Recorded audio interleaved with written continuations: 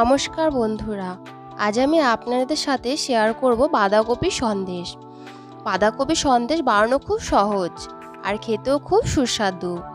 দোকানের সন্দেশ তো আপনারা সবসময় খেয়ে থাকেন। একদিন বাঁধাকপির সন্দেশ বানিয়ে খেয়ে দেখুন, আশা করি অনেক ভালো লাগবে।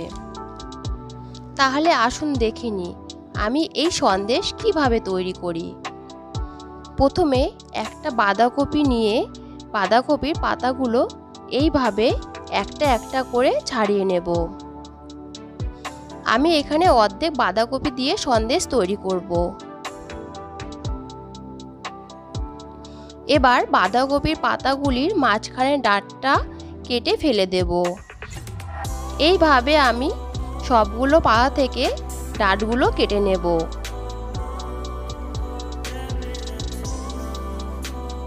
দেখুন বন্ধুরা, আমি এই সবুজ পাতাগুলো দেব না, রেখে দেব।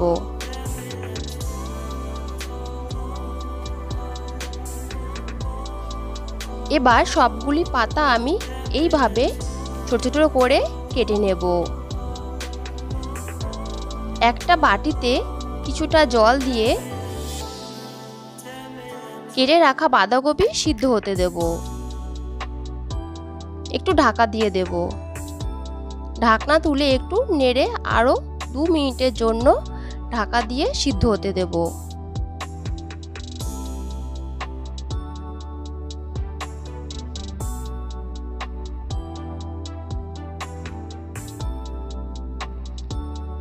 বাঁধাকপি সিদ্ধ হয়ে গেছে।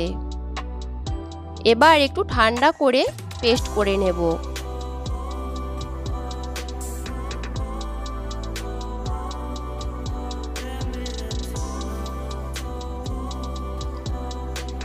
দেখুন বন্ধুরা, বাঁধাকপিগুলো খুব ভালো করে পেস্ট করে নিয়েছি, একটুও শক্ত ভাব নেই।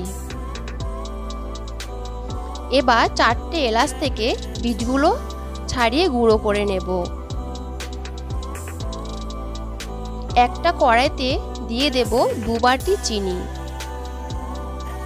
আর দেব 1 বাটি পেস্ট করা বাঁধাকপি। আমি যতটা বাঁধাকপি নিয়েছি তার দ্বিগুণ পরিমাণ চিনি নিয়েছি। লো ফ্লেমে রেখে বাঁধাকপি আর চিনি এইভাবে অনবরত নাড়তে থাকব, যাতে কড়াইতে লেগে না যায়।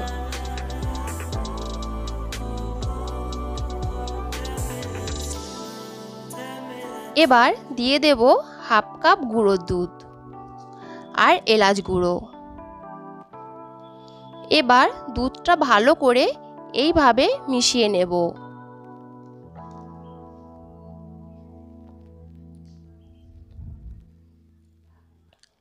এবার একটা কাঠের খুন্তি দিয়ে এরকম ভাবে ভালো করে অনবরত নেড়ে নেব।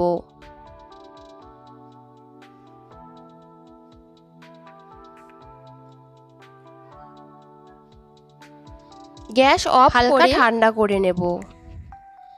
একটা বাটিতে 1 চামচ ঘি এইভাবে ভালো করে মাখিয়ে নেব।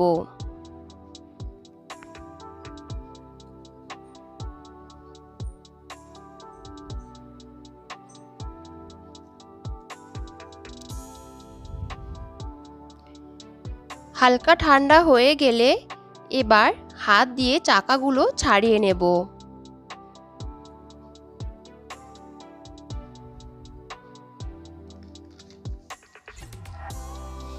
আমি এখানে একটা বাটি ব্যবহার করেছি, এতে কাজটা আমার অনেক সহজ হয়েছে এবং দলাগুলো ভালো করে মিশে গেছে, একটুও দানা দানা নেই।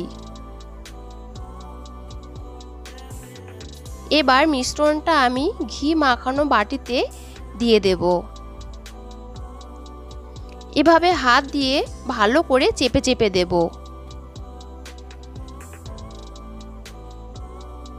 এবার 10 মিনিট রেখে দেব। দেখুন কত সুন্দর সন্দেশ হয়েছে। এবার ছুরি দিয়ে এইভাবে কেটে ছোট ছোট পিস করে নেব। আমার সন্দেশ রেডি। দেখুন বন্ধুরা, কত সুন্দর সন্দেশ তৈরি হয়েছে। আপনারাও একদিন বাড়িতে এইভাবে বাঁধাকপির সন্দেশ তৈরি করবেন। আশা করি অনেক ভালো লাগবে। ভিডিওটি সম্পূর্ণ দেখার জন্য ধন্যবাদ।